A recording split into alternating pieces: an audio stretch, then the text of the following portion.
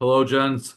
We've got Brad and our West director, Richard Simpson today. All right. Looking forward to chatting. Okay. So today's topic, we're kind of like getting to the tail end of the season, obviously, the last couple of weeks, and I feel like a lot of times then players might not be super excited about coming to training. So it's on us as coaches to try to make sure that training is fun. So what we're going to talk about today is five of our favorite shooting and finishing activities that are hopefully fun in nature, that players enjoy, but while also still getting something out of it and making sure that we're developing our players in the final third. All right, so Coach Brad is going to go through his first activity. So this is for the U8 age group. We're going to send these all in a link as well. All right, but Brad, why don't you walk us through your first one? Yeah, so this activity, I love it for the, 5v5 and younger 7v7 ages. This is just a simple attack and then defend activity. It starts off um, through a 1v1 through the gate. This is a good way to kind of prepare your goalkeeper for the day, for the game upcoming. So maybe you have one goalkeeper stays in there the whole time. And it's just dribble past so if you look at the diagram, the green player dribble past the red defender and gets the shot off. Immediately following the shot, the green defender then now comes and defends the blue attacker. And so it's just a continuous game, very fast flowing. Attack, get the shot off, and then switch right back onto the defensive mode. So, things that I encourage here is don't just rip a shot from, outside the box or ridiculous distance. Let's try to dribble past a player and then the quick switch to defensive mode right away. And then, for the second attacker, it's like, can we catch them by surprise even? Like if the defender forgets to, or if the forgets to transition, like let's take advantage of that. Some variations I do is I change the angle of the shot. So right here, they're going through the yellow gate. I put a cone gate that way they don't just dribble out towards the sidelines. They have to attack through. But I'll change the angle of it and make them attack from the wide areas coming centrally through the red gate or even the blue gate. And Tim, if you want to go ahead and show the next variation as well. Um, and now this is another added element. It's twofold, right? If you have a team that they're struggling with the 1v1, you can add a 2v1 element, make it a little easier. But it's also if you have a younger team that wants win the pass, win the dribble, this is a good thing to kind of coach decision making on the ball. And so this activity right here is a 2v1 game, very similar setup. They got to go through the gate. Um, in this activity, the green player dribbles and gives an assist to the blue player. Well, the blue player takes a shot, so then he would go get the ball, and then the green player then would become the new defender and defending the two yellow guys. So the shooter gets the ball, the non-shooter becomes the defender, so he's getting that extra rep um to, and because they all want to shoot the ball, so let's make sure that we are acknowledging that, all right, when you don't shoot the ball, you still have a job to do, and that's transition to defense and get another action play, to learn and grow a little bit. So yeah, that's the U8 sessions Love it. that I brought up. Love those. Cool. Next one. So this one you can really do with a variety of ages. You can do it with as young as U10s. So I just call this one add two.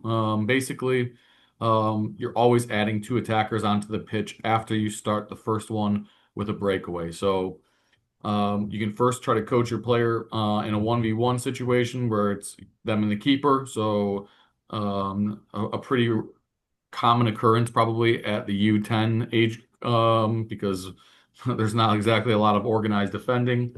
So basically, red player goes one versus the keeper, give him 5 seconds to score. Talk about different techniques on how to beat a keeper 1v1. So maybe it's just placement where we're passing the ball with the inside of our foot. Maybe you try to dribble the keeper and have the keeper maybe higher off his line. After that, two greens come on to play two versus one.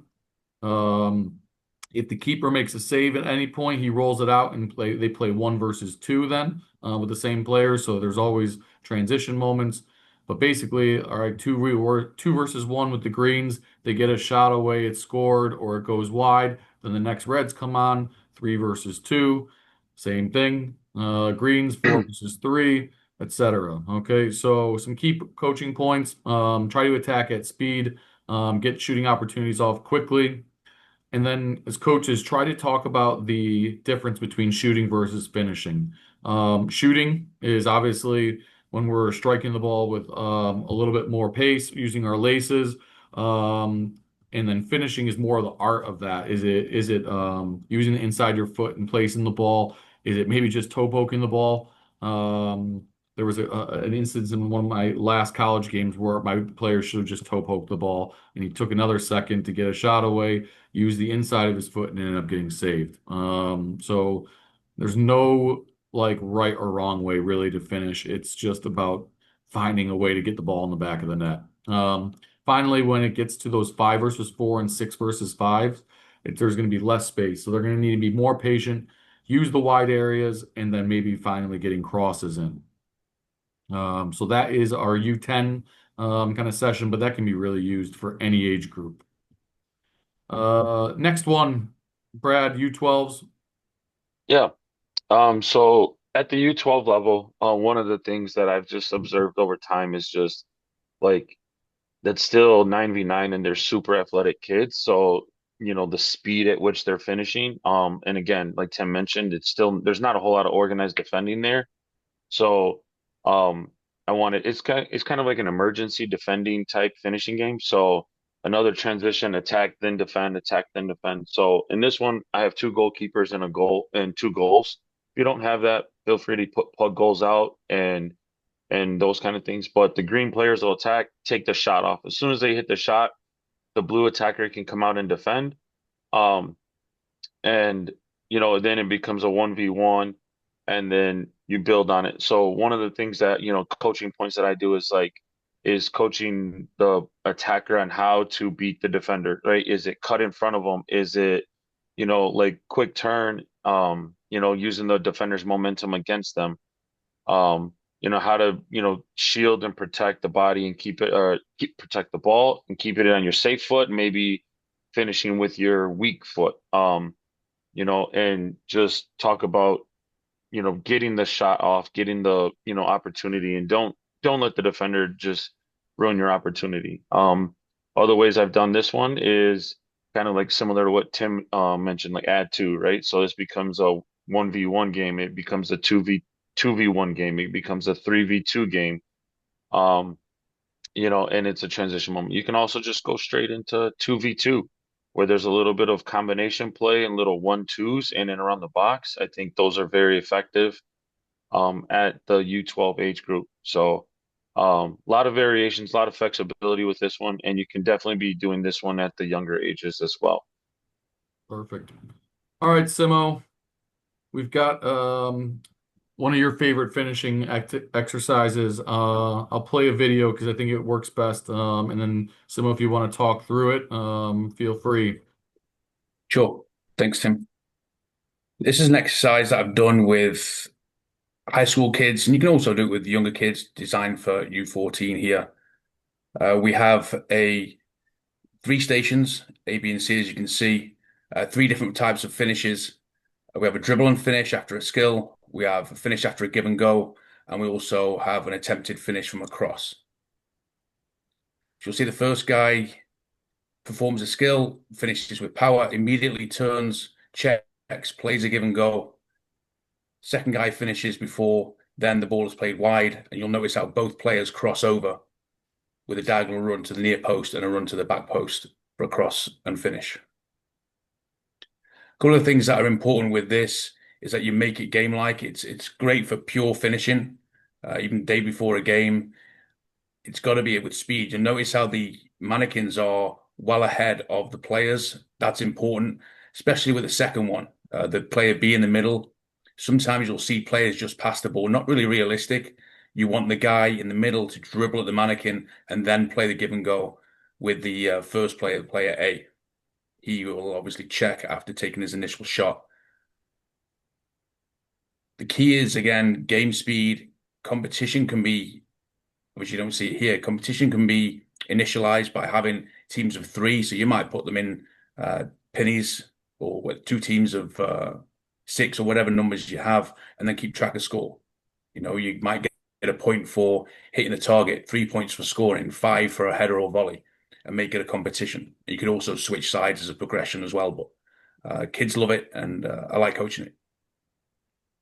I did something Um, similar recently, Simo, mhm. and I added a center back in at the end that defends the cross. So basically the center back would start at the kind of at the edge of the area, and then as soon as they play that little 1-2 out to the guy that's getting the cross, he then can drop in and defend, and then the crossing player has to pick out which of the attackers he's trying to obviously play to, which makes it a little bit more realistic and maybe adds another layer of challenge to it.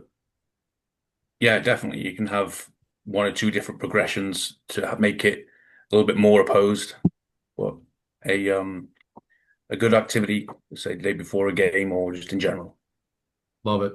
All right, last one. So this is actually our warm up at Elmhurst. The last thing that we do with our attackers. It's a two-phase finishing drill. So it's a little bit similar to Simo's exercise where there's just two different types or three different types of finishing. So for this one, basically one of our center midfielders plays the ball out to our like left winger, who's typically a right-footed player. He cuts in, receives it, cuts in, and shoots. Then, and it's from an angle, obviously. Then he plays a second ball out to that winger, who then has an overlapping fullback. He plays in front of him, and then the center midfielder or striker, and then the opposite side winger go in to finish a hard cross on the ground, cut back um, from that cross. The other thing we give it an option is if we play this ball to the winger, the center midfielder can get back underneath. So they just play a little 1-2 where they change the angle, and then we play through to the fullback who then crosses. We then do the same thing on the other side. Um, in your session, I would recommend everything that you do with these is try to compete. All right. So it can be a green team that goes first, where they get two shots on this side, then two shots on this side. And then the red team goes and first team to X amount of goals wins. Anytime you can make it competitive, I think it's more fun for the players. You're going to have more energy. Guys, anything to add before we wrap up? The only thing I would say is just when the finishing games are going on, like make sure that they're getting the reps, right? Try to let the games go and flow and get more reps and more shots on goal. And and they'll enjoy that. So a lot of reps, a lot of good opportunities, different angles, different techniques depending on the age. And, players will start to get the knack for goal scoring a little bit more. Yeah, and just for me, just everything realistic to the game speed, competition, like Tim said. Focus on those individual coaching points, timing of runs, whatever it is. And then also with the finishing, something that gets overlooked for me is finishing with the weaker foot. Focus on that as well and encourage that from all players. Reward it with extra points. Yeah, great idea. Love it, guys. Appreciate your time. Good luck this weekend. Thanks, Tim. Thanks, guys.